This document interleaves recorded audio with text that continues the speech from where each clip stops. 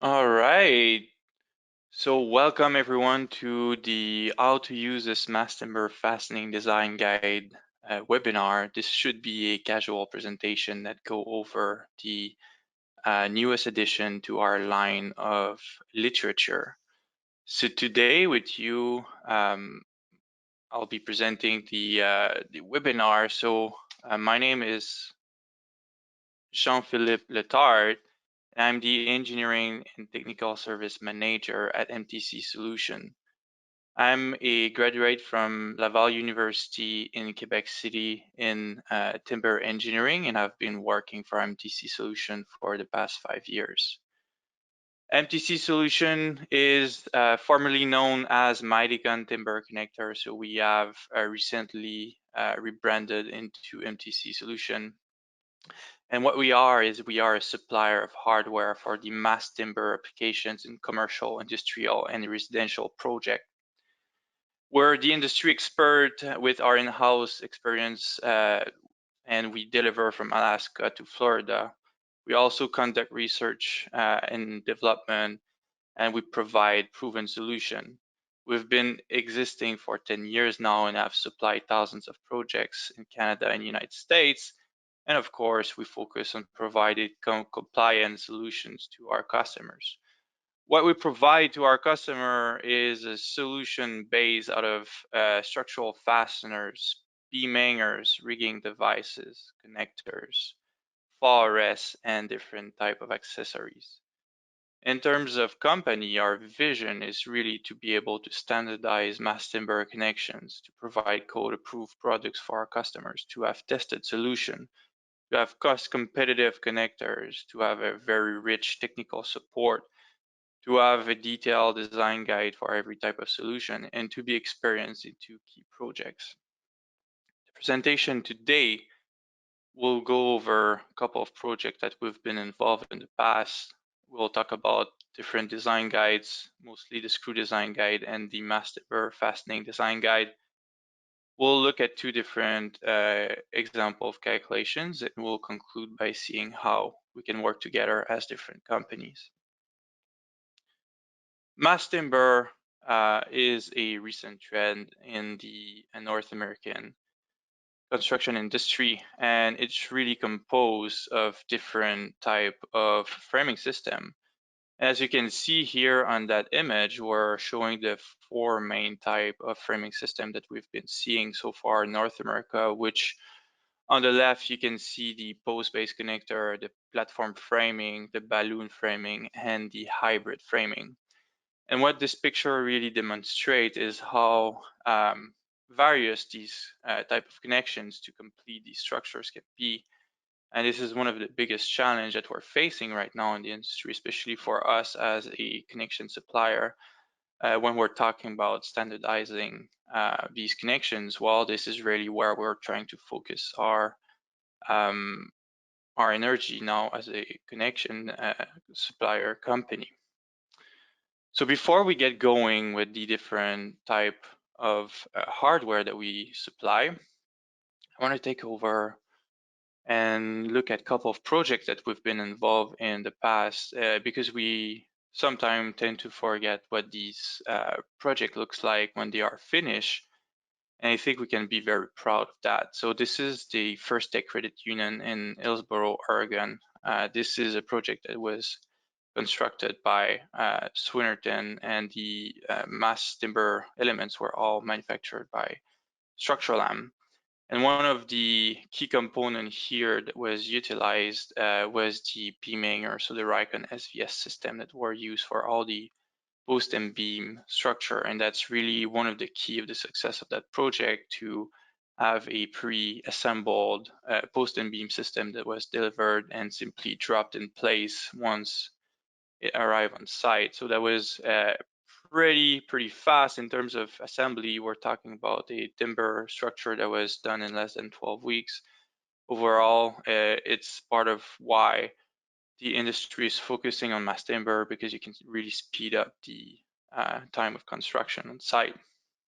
Another interesting project, I particularly like this project because it is basically in my backyard in Quebec City. This one is or was the tallest mass timber building in the world for a while. It is even composed of a mass timber core, which differentiate itself from all other tall timber towers, and that was basically designed and built by Nordique, a mass timber provider in Quebec. And one of the key components of this structure is it uses some balut framing technology and some post and beam as well. But this really allows to frame the system very quickly to enclose the building. As you can see, they've used self-tapping screws to create all of these connections between CLT panels. I think it is always worth to talk about this UBC Brock Common. I think this building is really what launched the wave of mass timber project in North America. And it was one of the very first commercial building that was really designed for height in Canada. And we were pleased to be working on that building. And one of the cool thing about that is it utilizes a different system where there is a plate and post type of system in order to reduce the cost overall for the wood package. So that's a very interesting project that we were involved already 5 years ago, I believe now. Overall, everything we do is composed out of our self-tapping screws, and we do have a large variety of fasteners available in our company. We have fully threaded screws, partially threaded screws, we have self-tring dowels, we have hardened steel fasteners, we have stainless steel fasteners. They are all available in multiple sides and they are tested in North America. They bear the CCMC approval and the ICC ESR approval in the United States. They are mostly composed out of two types. We have the partial thread screws and we have the full thread fastener. Being in fall time of the year, it is pretty cool to see this small animation of this apple crusher. You can really see the difference between a full thread fastener and a partial thread screw. So on the left of this animation, you'll see we have a partial thread screw that is really pulling the member together, which is crushing the apple. On the opposite end, we'll have the full thread fastener that have only a like a holding resistance capacity. They're not making everything tight together, and you can see that apple there is intact at the end of the installation of that screw. So that's something to keep in mind when you're selecting your fastener. Like these partial thread screws, they really pull everything together, where these full thread fastener, they just hold things together. And on top of having two type of fasteners, all of our screws come into a large variation of head shapes, with the most common one being the countersunk head, which is the classic head type. If you ask someone to picture a screw in his mind, this is probably the type of screw head that you'll picture, and for a good reason. It's very versatile. You can do wood to wood, steel to wood connection, and basically everything you dream of. We also have the large washer head screws and a variation of it, the flat washer head screws, which are designed to have a massive head pulling capacities. On the other side of the spectrum, we do have these smaller cylinder head and reverse head that are designed to have the smallest impact in terms of head as possible. So those two type of heads are mostly used to reinforce and be completely sunk in the timber element itself. The Combi X head is kind of an evolution of the lag screw type of head, where you can use a socket to install a fastener and gain some speed there. It is also the favorite screw for steel to wood application, mostly because there is this small feature underneath the head. It's called a shoulder. And this is really what's going to create a tight connection when you're doing steel to wood connection. All of our product, the old ICC, CCMC report. So we do have an ICC report, ESR 3178 for all our full thread fasteners. and we do have the ESR 3179 for the partial thread screw fasteners. In Canada, everything is in a single approval. So this is the CCMC 13677R. So you'll see all the design information available either in Canada or United States into those approval. Interesting enough is now the fasteners are approved for cross-laminated timber. In fact, they were among the first fasteners in the United States to be approved for cross-laminated construction. And the reason why we want to utilize these fasteners is really because they are very versatile. We basically can think about any type of connection and create it, which is part of the challenge of mass timber itself, is that there is no real pre-engineered solution for all of these type of solution. So if we only take one joint, in particular the panel-to-panel connection, there's three main way to do that. You can either use a butt jointed connection, you could do a lap jointed connection, or you could do the most commonly done plywood spline connection. But that just really showcase that depending of how you want to do your connection, there is multiple way to do that, even if the end goal is the same. And that's basically almost the same for every type of connection. So us as a company, while we're really trying to simplify all that for the designer and the manufacturer of this industry. For instance, we are currently working on some old down connections with some research facility, and you can clearly see on that picture here that by using self-tapping screws that are high quality, you can get a lot of deformation without any failure, so creating some yield mechanism, so we can see almost an inch and maybe even more than an inch of deformation under that hold down there. So that's pretty interesting. And the hold on that you're seeing here, I believe, reach at least 600 kilonewton or 135 kips in terms of capacity. So that's pretty high capacity for this type of hangers. And that's really where we are aiming our development into high capacity, highly engineered type of solutions. But if we circle back to everything we can do with these fasteners, there's really three types of connection we can do with these fasteners. There is the actual connection with your fastener loaded in withdrawal. This is the most common type of simple application for a screw. This is how you picture a fastener being loaded basically.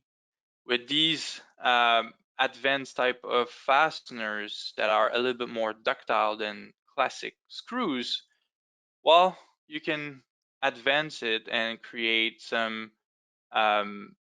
shear connection with your fastener loaded in shear and actually developing some yield mechanism into your connection. As we've seen in the old down picture that we just saw before, we have massive amount of deformation before we can see any ultimate capacity being seen into the connections. An additional type of connection that we can see with these fasteners is the lateral connection with your fastener acting in withdrawal. And here, like the two screws that you see on the edge are really there just to assemble the connection, like squeezing everything together and make it tight. And the capacity of the connection would really come from these inclined screw cross. So these fasteners now, they really allow you to create more stiffness into your connection, additional capacity because you're utilizing the strong axis of that screw, which is in withdrawal. And that's really where these fully threaded fasteners shine, is in making these high capacity connections. So where would you find all the information to make a design? We know that there's like three types of connection, but basically an infinite amount of variation to create your connection. Well, in our literature, we have two main type of document. We have the Structural Screw Design Guide, and we now have the Structural Mass Timber Fastening Design Guide, also known as the MTF Guide. So if we look specifically at the MTF Guide, well, you'll see all the pieces and bits of information that you actually need to create a connection will be listed into individual tables. For instance, what we're seeing here is the withdrawal capacity for our connection. So this is the pound per inch of thread embedment capacity depending on the diameter of the screw and the density of the wood here. Also important is the angle to grain relationship, but we'll look at that a little bit later. Where in the other guide, the MTF guide, we've tried to simplify the work for all the design professional, where we've looked at the most common type of connections, and we've created these tables that actually look into the ideal screw selection for this main type of connection. So instead of having to design everything by hand, or I'd say create your calculation sheet, well, you can simply go into a design table, select your loading case, and then you have your two favorite option there, whether you want 5/16 inch of diameter or 3/8 of diameter. But let's focus a little bit on the structural screw design guide first. So in this specific guide, which was one of the first guide that was published at MTC Solutions, well, we have all the information required for a design in North America. So either in Canada, you'll use the CSA 086, or in the United States, you'll have the information for the NDS, or National Design Standard. Of course, in Canada, we are obeying the CCMC approval, and in the United States, we have the ICC ESR approval for our fasteners. This allows you to create a custom design, and that basically means you need to calculate everything. The reason why a designer would need this is because in the end, we can create a design table for the most common connection. But it turns out that in any building, there's always going to be some specific connection that requires a little bit more of design work, just because they are unique in themselves. And I want to look at that specific connection here, which is the curtain wall connection that was used for a project in Washington State, I believe. So you can see that this project is basically utilizing a couple of type of fasteners. So first here you see some fasteners perpendicular to the wall element, so they are acting either in pure withdrawal or in shear, where you have this series of fastener holding the dead weight of the panel itself. So these fasteners are angled, and you can see they are installed with those wedge washers, so these 45-degree washer, and they are actually aligned towards the panel, so it creates a much stiffer type of connection, much higher capacity. And this is really where you can kind of mix and match the type of fastener that you have in your connection to create a very capable type of connection. In the end, we also have these fasteners here with these cup washer that are acting in withdrawal and also in shear here to connect the load from the wall to the main diaphragm.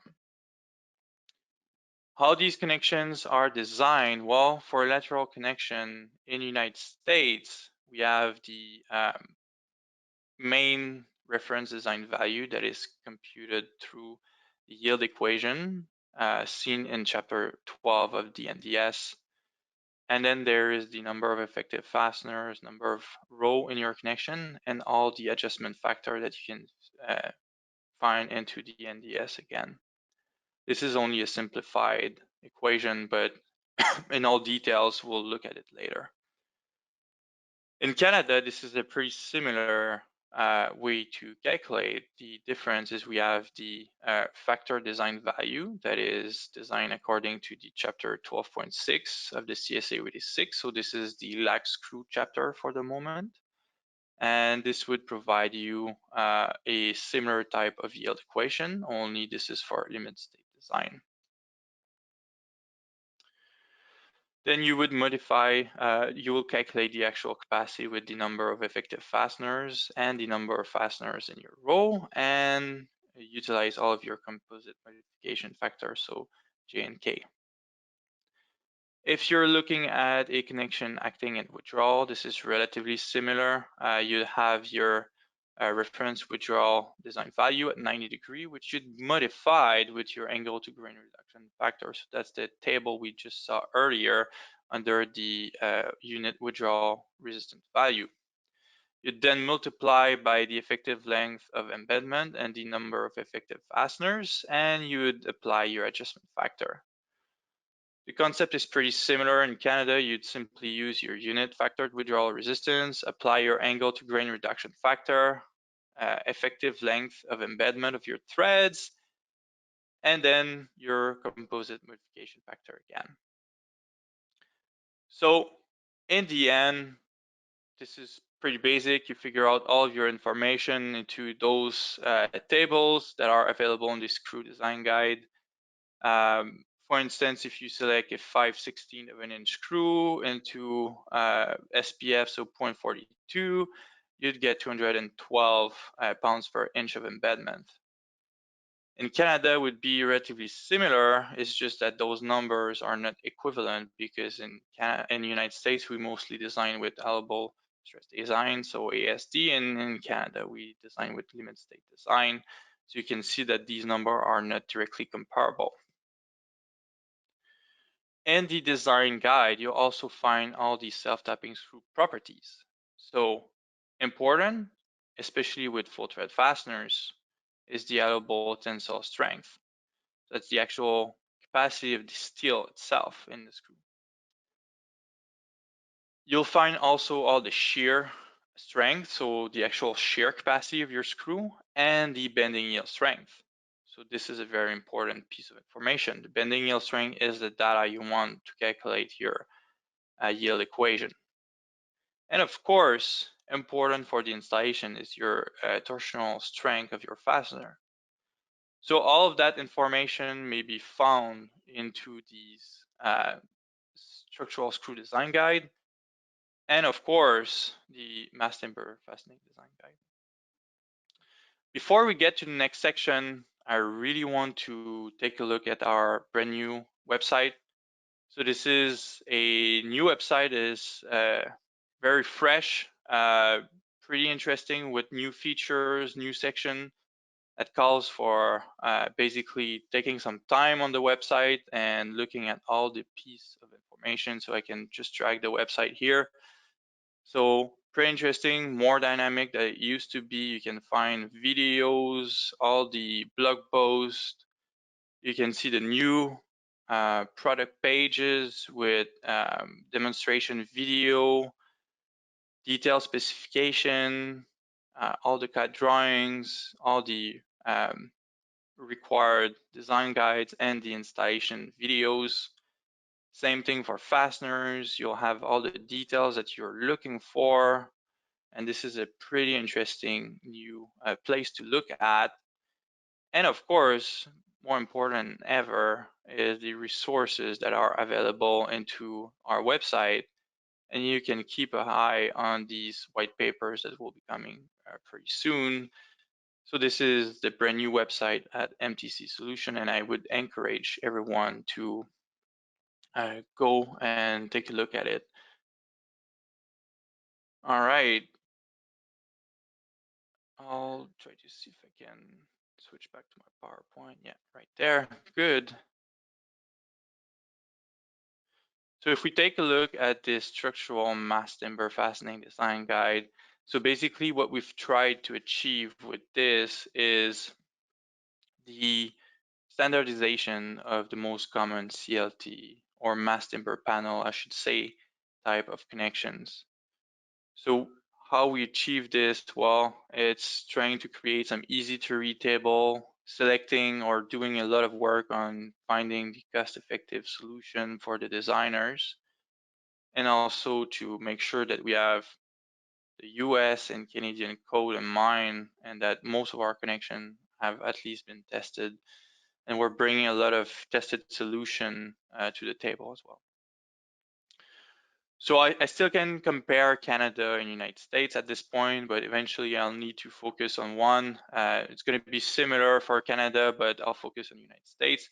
We can see that what we did there is that we created this simplified equation in order for the designer to be quickly able to calculate the capacity of joints without having to necessarily compute all the yield equation, etc. Of course, everything in the United States is done according to the values presented in the ICC report and according to the National Design Standard, and in Canada, the CSA 06 and our CCMC report. In the guide itself, you may find a bunch of clarification for these specific loading scenario. So take a look at these how to use this guide section, and you'll see like what differs from like parallel to grain side member, and we've tried to make this as obvious as possible into those small pictures, and I think it's really a nice way to look at it.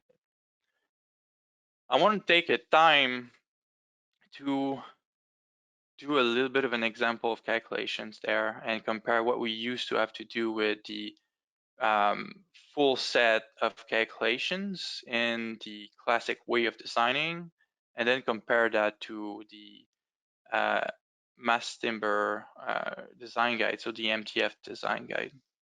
So if we select one connection in particular, we're going to look at this 5-ply panel, 5-ply panel, CLT panel to a glulam beam, and what is the capacity and shear for that connection.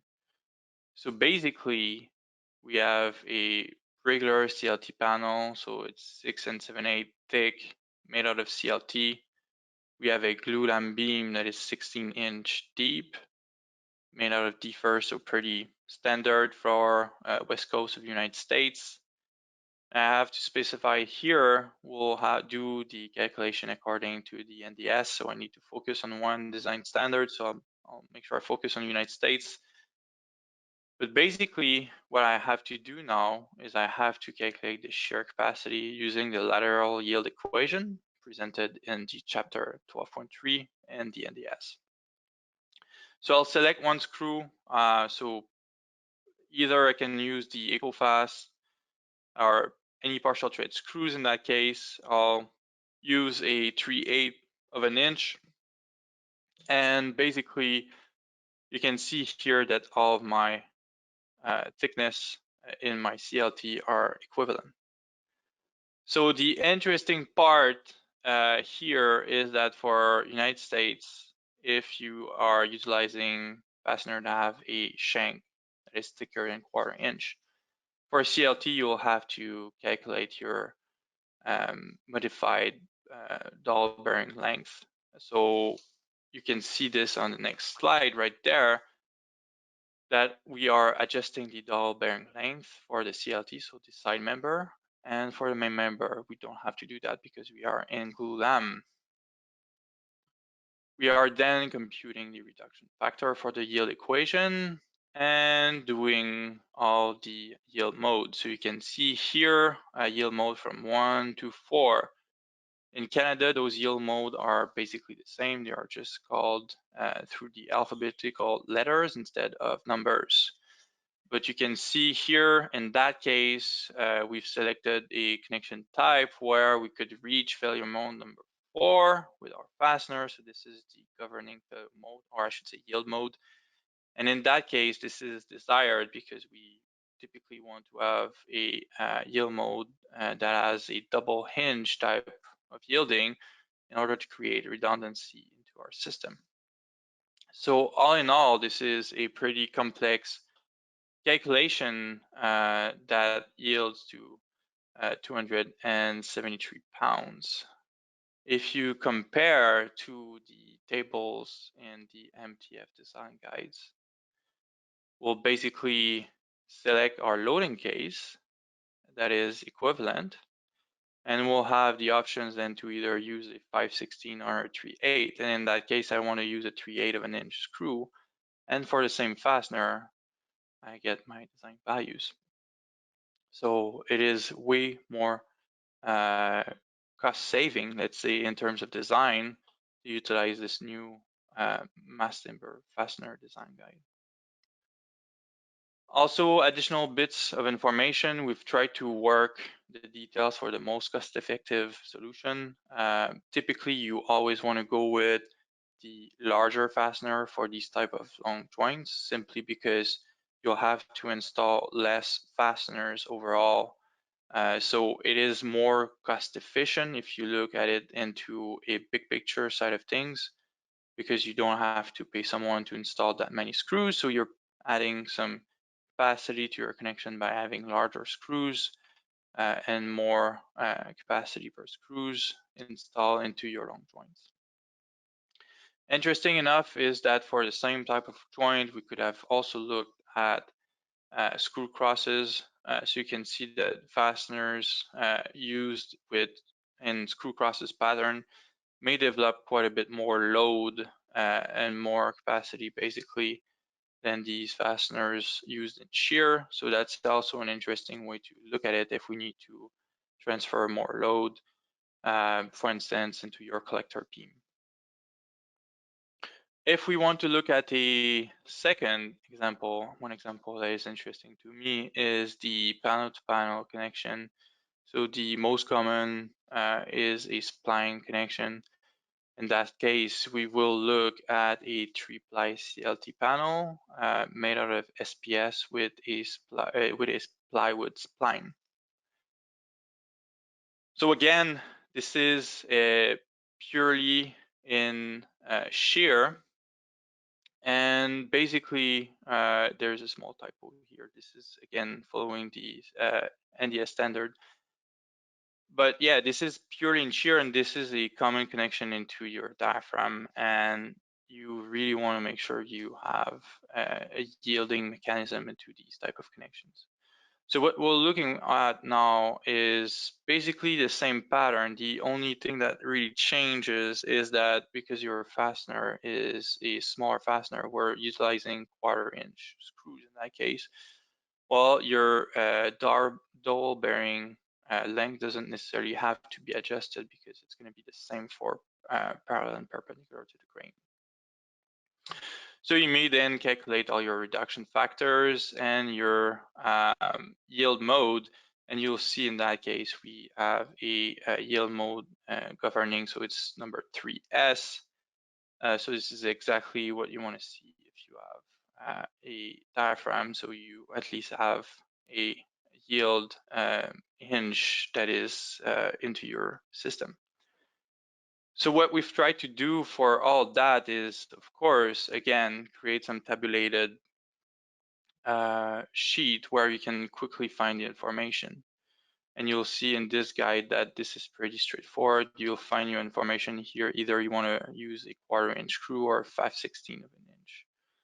And note here that for these very thin panel, like these 1/4-inch screws, they are quite interesting because they fall into the category of fastener with diameter or core diameter less than a 1/4 inch. So they allow a little bit more capacity for CLT. Interesting enough is the new split width. So this points to a new guideline for designing some seismic system. So basically now everything that is incorporated into a shear wall or a diaphragm has to utilize fastener that have a yield mode of 4 or 3S. That's what we've looked at earlier, and that's really where we try to create all of our literature. So if in the MTF guide, unless otherwise indicated, the yield mode number 4 or 3S is typically governing. So that's a very good point to start, and this is great because it creates a lot of redundancy, especially with our ASSY screws, which are well known for their high quality control and the capacity to deform quite a bit under load without breaking. Additionally to that, our design guide actually includes some values from the testing.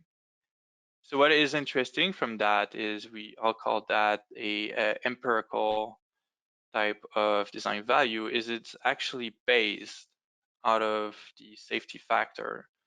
In the United States, basically, you can do some tests and create some connection with a safety factor of 5. That allows you to gain a little bit more capacity into your tested connections. And you will see among the different portion of our design guide, different type of connection, you'll see these small boxes that announce the tested connection, where you'll find all the design values and specification for spacing requirements, and notes under the table, and also the geometry requirements.